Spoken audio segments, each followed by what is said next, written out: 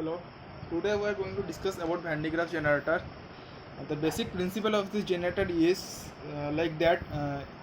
Suppose there is a metallic conductor which is suppose positively charged. Uh, Now this metallic conductor is brought near to brought in the presence of an external hollow metallic cylindrical conductor like this. Now what we see that the charges in the metallic conductor of this metallic conductor gets transferred to the outer surface uh, of this hollow metallic conductor. Okay. Now why this happens? We know from statics that suppose in the electric field inside any conductor, the electric field inside any conductor is zero. So the any free charges present in an inside any hollow conductor always tries to get transferred into the outer surface of the hollow conductor. In order to that, the inner surface of the hollow conductor should be chargeless, should have no electric field. That's why when this metallic conductor is brought in the presence of an external hollow conductor, then all these charges gets transferred to the outer surface of the hollow conductor. Now by this mechanism we can keep on adding the charges again and again, so that to attain a high potential value, so that the high potential values. This is the main principle of Van de Graaff generator. So in a statement we can write, when a charged conductor is brought internally in contact with an external hollow metallic conductor, then all the charges get transferred to the outer surface of the hollow metallic conductor. Now next is the construction of this Van de Graaff generator. So let us discuss about the construction.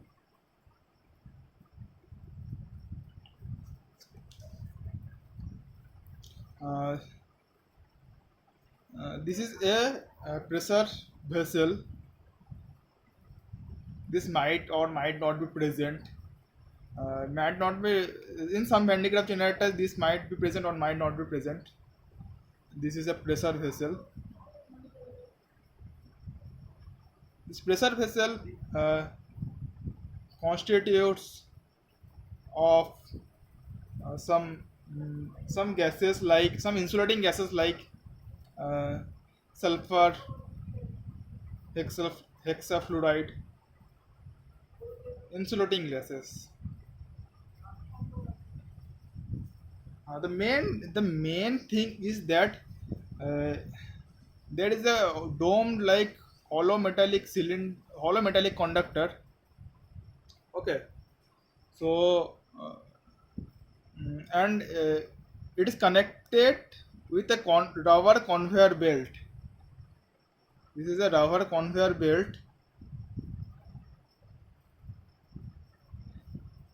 and the upper part of the rubber conveyor belt is connected with some comb like comb or spiky like electrodes, and lower surface is also connected to a comb or spiky like electrodes, and the lower spiky electrodes are again connected to a some uh, DC supply. Okay. Uh, Now and they are present a ion source and an accelerating tube which accelerates the charged particle to target to some target nuclei. This is a this is a dome shaped electrode, dome shaped dome shaped hollow conductor.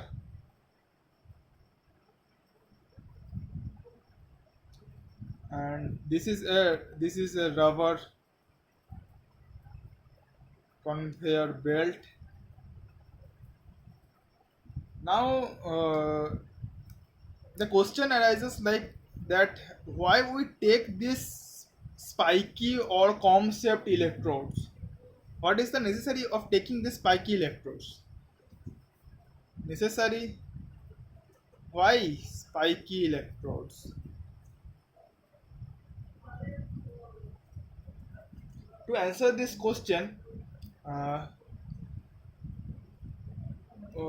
we know that we know the surface charge density of the spiky or the comb shaped electrode is much greater than any blunt shaped electrode. Why? Because we know from electrostatics like the surface charge density of any surface charge density of any material is it's always is inversely proportional to the to the square of the radius of the curvature of the material. For a spiky shaped electrode, the radius of the curvature is small than in a blunt shaped electrode, such that its surface charge density is high rather than compared to any blunt shaped electrode. So as because the surface charge density of this electrode is much greater, then it can accumulate more charges. It can accumulate more charges rather than any blunt shaped electrode. So that's the reason why we take this spiky or comb shaped electrodes. Now the basic mechanism is that mm, uh, like we are giving a DC supply. This is mainly a electrostatic accelerator where this accelerator is present on any static electric field. There is no any dynamic electric field. Only it is present in only a static electric field.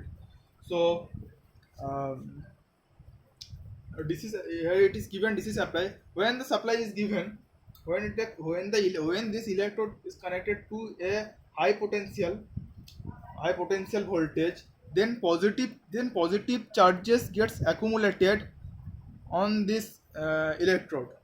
And as this rubber conveyor belt is neutral, it tries to neutralize this. So the neg- the electrons the electron tries to neutralize this, so the electrons gets transferred to this electrode, and thus uh, the lower surface of the conveyor belt becomes positively charged. Okay, it's like such that this electrode is transferring its positively charged ions to this conveyor belt in the lower part. And now as the conveyor belt is moving, the positively charged ions collected at the lower part is getting transferred to the upper part.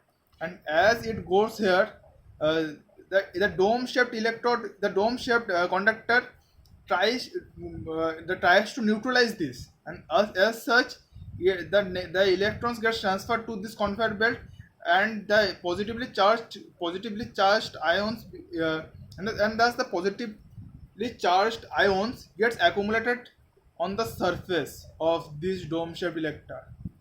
Previously, we discussed that the positively charged ions or any charged or the electric field in the inside any conductor is zero. So the free positively charges can't get accumulated on these surfaces. As this conveyor belt transfers the positively charged ions, This positively charged ions gets accumulated on the outer surface of this dome-shaped conductor, and we can do this mechanism over and over again, so that to create a high potential value, like suppose B, it is a high potential value of, like it can achieve to the order of up to megavolt. Okay, like 5 megavolt.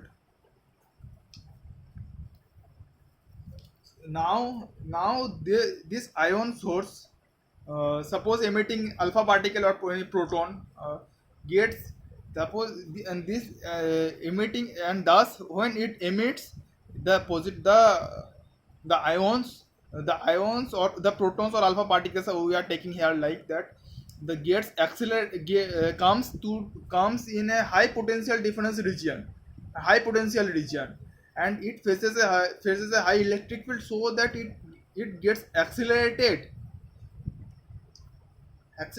to a high velocity, and it can hit in a target nuclei to for some scattering experiments, or to study the nuclei or something like that. However, this whole Van de Graaff generator has some disadvantages. The main disadvantage is that the as we go on increasing the charges in the outer surface of this conductor, this mm, outer surface of this conductor, this there will be some leakage of the charges. There is some leakage of charges, leakage of charges disadvantage. So we we can transfer up to that point where the rate of transfer of charges is equivalent to the rate of leakage of charges. This is one advantage. Another advantage is, like, this can only accelerate the it can only accelerate positively charged particles. Now these disadvantages can be overcome by another modification of this generator, like in tandem or pelletron accelerator, that will be discussed in the next video.